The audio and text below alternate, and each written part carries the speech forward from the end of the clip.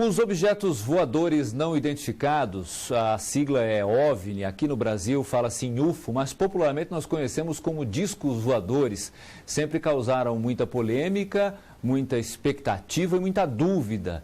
Para falar um pouco sobre esse assunto e as últimas pesquisas envolvendo esse tema, nós estamos recebendo aqui o ufólogo, diretor do Instituto Galileu Galilei, Rafael Cury, que há anos pesquisa o assunto e trabalha no sentido de tornar esse assunto mais comum a todos nós.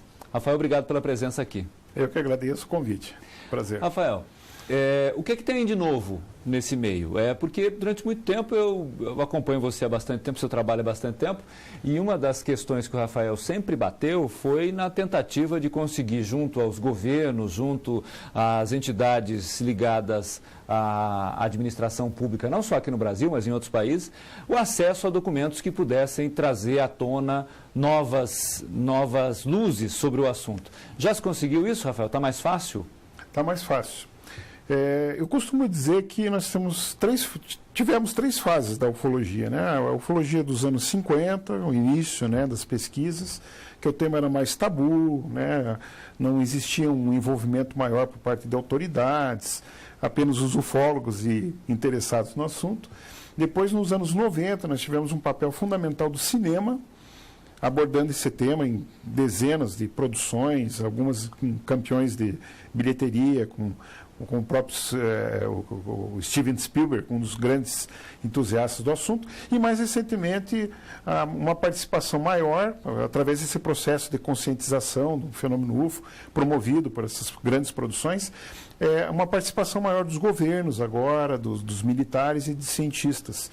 Então, essa fase hoje que nós estamos vivendo, nós temos uma liberação maior por parte de algumas autoridades governamentais. O Brasil está inserido nesse contexto, liberando farta documentação, está disponível na Biblioteca Nacional, através de algumas ações feitas por ufólogos. Outros países como França, Chile, Uruguai, a própria Inglaterra, a Espanha, a Rússia, também têm tido esse mesmo caminho de liberar documentos até então sigilosos. E, Rafael, o que esses documentos dizem?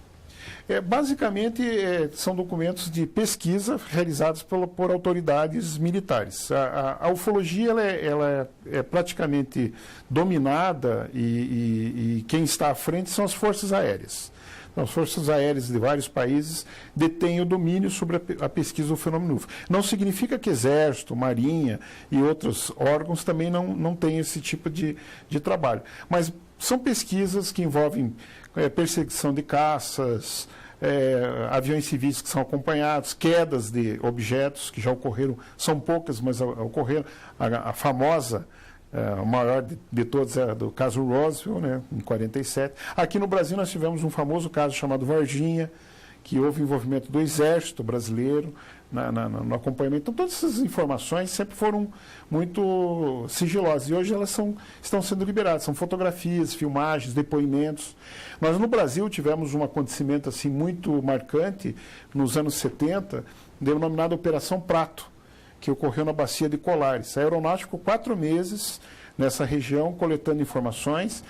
Estranhos fenômenos, né, bolas luminosas, perseguiam as pessoas eram paralisadas, amostras de sangue eram retiradas através de faixas de luz e ocorreram casos fatais.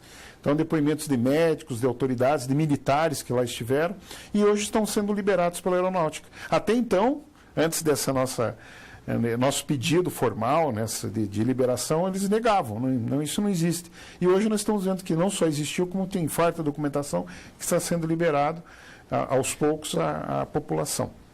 O motivo dessa documentação toda não ser divulgada durante tanto tempo era medo? Olha, existem várias situações, Tony. Uma posição muito comum dentro da ufologia internacional é que os governos, nos anos já 50, pós-guerra, através de uma liderança do governo americano, eles impuseram um sigilo em torno do assunto. Por quê? Porque eles também não tinham domínio. Então era muito mais fácil negar, manter em sigilo, do que falar não existe e não saber dar uma resposta. Quer dizer, nós temos uma força aérea, uma força militar incapaz, né, diante de um fenômeno superior tecnologicamente. Então eles passaram a negar o fenômeno. Mas isso vem sendo rompido com o tempo. E também há outros fatores, o despreparo da nossa humanidade. A nossa humanidade não estaria preparada, segundo especialistas, para receber a informação de que existem outras formas de vida nos visitando. De que forma esses objetos chegam aqui? Quem está por trás deles? Que elementos a sua pesquisa toda aponta? Dentro do campo da astrofísica, da astronomia, é praticamente unânime entre os cientistas de que há vida inteligente fora da Terra. Alguns, ou uma boa parte, não admite que essa forma de vida esteja chegando até nós. Se a gente for analisar essa questão da astrofísica, existem astros, planetas, né, sistemas estelares que surgiram bilhões de anos antes da nossa Terra ou do nosso Sol. Então, subtende-se que pode existir alguma forma de vida que esteja, em termos tecnológicos, também alguns milhões ou centenas de milhares de anos à nossa frente. Então, não é muito difícil admitir e aceitar que a gente possa estar sendo visitado. É possível isso, em termos de tecnologia. Eles podem ter, sim, uma tecnologia superior à nossa. Hoje existem estudos dentro da física quântica, hoje se estuda, por exemplo, o domínio da matéria, as formas de pensamento. Então, é um leque imenso de possibilidades. Pode ser que alguma dessas civilizações domine a matéria, domine o espaço-tempo, não precisaria, melhor dizendo, vencer essas distâncias enormes que existem. Eles podem ter uma tecnologia de materialização, desmaterialização, com domínio do espaço-tempo para chegar até nós. Então, isso é muito possível. E em relação àqueles que argumentam que, o governo americano ou algum outro país tem domínio de tecnologias que podem muito bem nos enganar, fazendo com que a gente imagine que são discos voadores, né? Tem alguns aviões americanos que não são captados em radar nenhum. Quer dizer, alguns defendem a ideia de que o exército americano poderia ter essa tecnologia. O que você pensa disso? Olha, existem duas possibilidades aí, dois segmentos, né, de estudos que derrubam essa tese. Um deles é mais recente, é a tentativa do próprio governo americano, como o governo inglês e até o governo canadense, de fabricarem discos voadores. Foram infrutíferos, né? Não conseguiram sair do chão. Então, se eles tentaram fazer objetos semelhantes ao que nós vemos, é porque eles estavam copiando algo já existente. Então, não faz parte realmente dessa tecnologia, seja ela americana, russa ou de outro país. E há comprovações arqueológicas da presença desses seres dominando essas mesmas máquinas na pré-história. O que esse pessoal quer? Se existe vida fora do planeta Terra e essa civilização tem tecnologia tão avançada assim, o que eles estão fazendo aqui?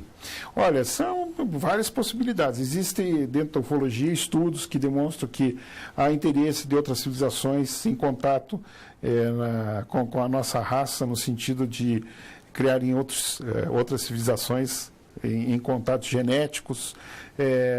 Alguns são meros observadores. Existem também fatores agressivos. Existem pesquisadores que defendem o interesse desses seres na biodiversidade do nosso planeta. São exploradores assim como nós somos também. Nós iniciamos uma fase de exploração entre a nossa civilização, através das grandes navegações, né? E hoje nós buscamos o espaço também.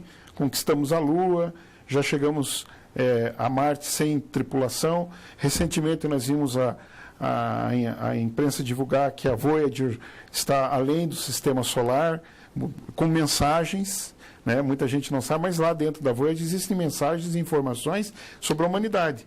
O que eles querem com isso? Se amanhã depois alguém encontrar essa espaçonave, vão ter informações e quem sabe será um cartão de visita para poder nos visitar. Então, existem várias possibilidades. Da forma como você tá falando, leva a gente a crer que, pelas pesquisas que nós temos, há mais de uma civilização nos visitando, é isso? Sem dúvida nenhuma. Não só pelo aspecto morfológico, da tipologia dos seres que aqui nos visitam, existem seres de 90 centímetros, seres de 2, 3 metros de altura, o comportamento deles também, o interesse. Existem seres amistosos, existem seres indiferentes a nós, existem seres agressivos. Então, toda essa temática que envolve a ufologia nos demonstra a possibilidade de várias civilizações estarem nos visitando. Algumas de forma mais limitada, outras de uma forma um pouco mais direta. Agora, você poderia me perguntar, né, por que eles não descem aqui, não estabelecem um contato? Eu acho que aí é uma coisa que ainda não compete nós, ufólogos, respondermos, talvez a ciência, alguns outros segmentos, porque aquilo que nós falamos, uma manifestação dessa causaria um grande choque à humanidade. Eu devo lembrar a famosa história de Orson Welles, numa narrativa radiofônica, dizendo que os marcianos estavam invadindo a Terra. Houve pânico na época, suicídios, demonstrando o despreparo da humanidade para esse contato. Talvez com o nosso preparo, com a nossa evolução e experiências futuras, a gente possa receber frente a frente esses seres e descobrirmos um pouco mais de outras civilizações. Rafael, aqui no Paraná, eu me lembro de ter em algum momento da nossa história, havido registro de aparições de luzes estranhas, principalmente na região da Serra do Mar. Isso ainda continua acontecendo? Continua. Com o advento da internet, a gente hoje recebe informações de aparições a todo momento no mundo todo. O Paraná, dentro de um contexto nacional, nós somos pesquisadores de 3 décadas já, iniciamos nos anos 80, nós pudemos testemunhar que o Paraná sempre foi um cenário rico em termos de ufologia. Aparições aqui mesmo na capital, nós tivemos vários acontecimentos, inclusive causando blackouts na cidade. Eu lembro dos anos 80 que parte da cidade de Curitiba ficou às escuras, a população começou a testemunhar a aparição de objetos. Em Laranjeiras do Sul, houve um acontecimento que foi até matéria do programa Fantástico da Rede Globo. Um para-raio foi derretido pela interferência de um objeto, a cidade ficou no escuro. E você citou bem, a Serra do Mar é um palco assim, de grandes observações. Eu recomendo que as pessoas que desejem fazer vigílias, é uma região propícia, porque não tem muita iluminação, com certeza vão estar observando objetos não identificados, assim como já foram feitas fotografias importantes desses objetos na região da Serra do Mar.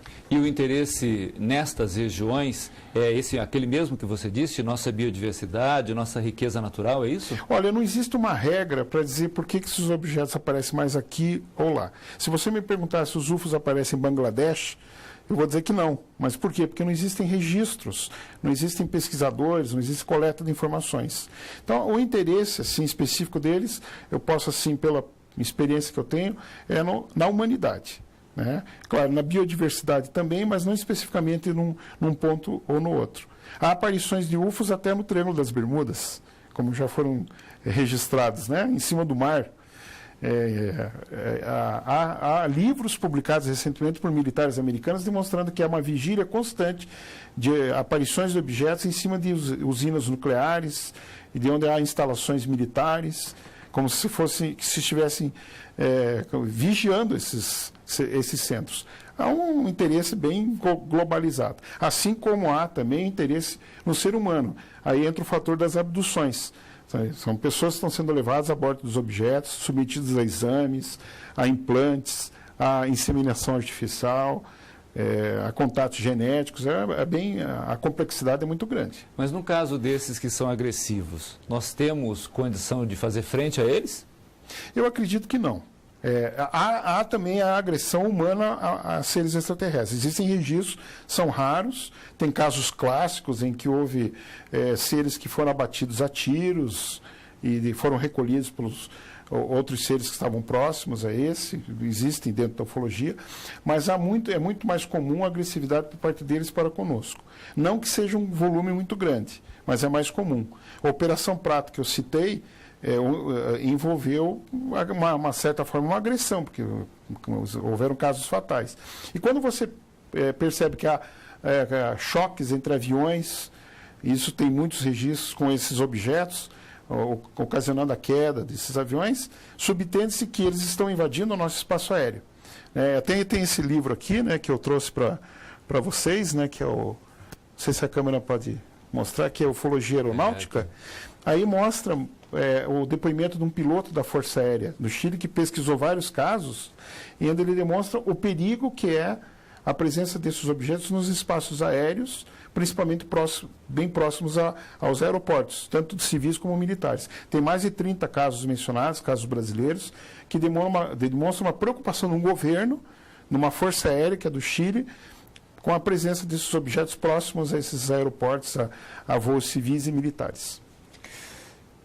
Bom, conversei aqui com o Rafael. Aliás, trouxe um amplo material aqui, não só o livro, mas trouxe também alguns CDs com fóruns de ufologia. Tem aqui também um outro vídeo com fotos e filmes. Aliás, hoje, como você disse, a internet oferece um vasto material. Quem quiser procurar qualquer coisa na internet, acha fácil, né?